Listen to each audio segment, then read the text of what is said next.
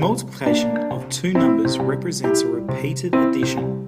For example, 4 times 2 could be thought of as 4 groups of 2, or 2 plus 2 plus 2 plus 2. Similarly, 4 times 2 could be thought of as 2 groups of 4, or 2 times 4, or 4 plus 4. Finding the product of two numbers involves multiplication. We say the product of 2 and 3 is 6. This is the commutative law for multiplication, meaning that the order does not matter. Did you know 2 times 3 is the same as 3 times 2?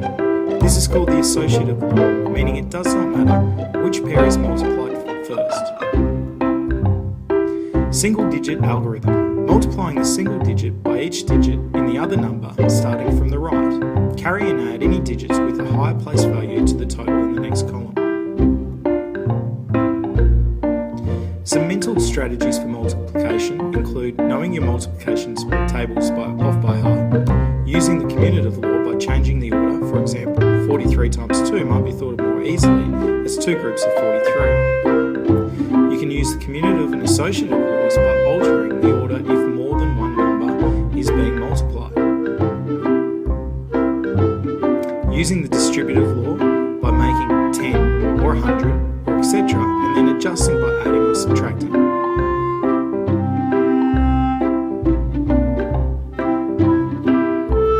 Using the doubling and halving strategy by doubling one number and halving the other. How to become a master at this? Try questions 4 to 13 and for extension 14 to 18. Alright, so today we're looking at exercise 1E. Remember, it's always important to keep these key ideas close at hand. They're always before your questions, and they're really important. They've got a lot of the points in there that you will need to know in order to do the questions. So we're going to have a look at question 7. Because this multiplication, it's something that we've all done before, and it really is pretty straightforward. So I'll do a couple of examples and then hopefully you'll be fine. Let's have a look at 7a first. So 7a is 33 times 2. Rewrite that, 33 times 2. And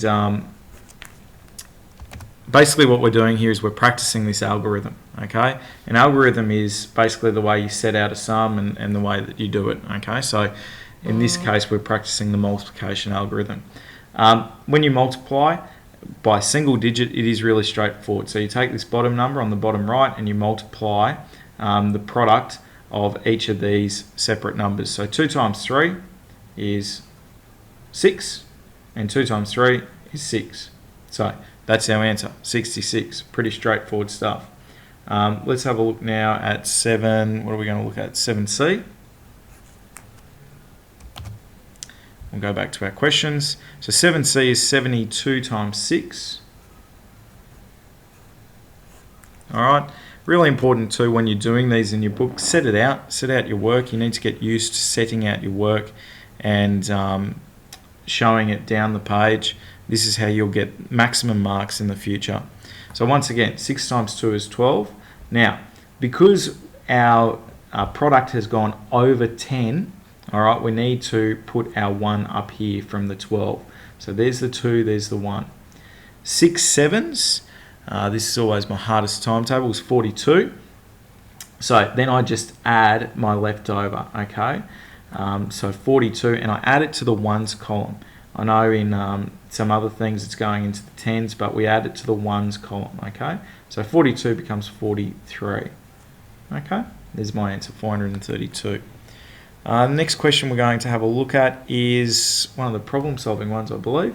Question 10. So a circular track is 240 metres long and Rory runs 7 laps. How far does Rory run in total? So if our track is 240 metres and he's run 7 laps, that's how we would set out our algorithm. Obviously, I would be suggesting that you use a ruler in your book too, for obvious reasons. So 7 times 0 is 0. 7 times 4 is 28. and 2 sevens are 14, plus the 2 is 16. So Rory ran, and if you're going to, this is problem solving, don't forget, so you need to answer this properly. You'd put Rory ran a total of 1,680, and I always check the unit just before I write the answer. So he ran meters. All right, that's how we answer it. So the next question we will have a look at is question 13, which is another problem solving one. And this one can be a little bit tricky. Okay, so let's have a look at 13a, which sets out a sum for, or a algorithm for us that has a number that's blank, and it gives us a box. Okay, so your job is to find out what goes down here. So just go through the normal multiplication process. So 7 times 9 is 63. So the 3 has already been written in for us, and we just carry the 6. And 7 3s are 21. So then we add the 6 to the 21 and we get 27.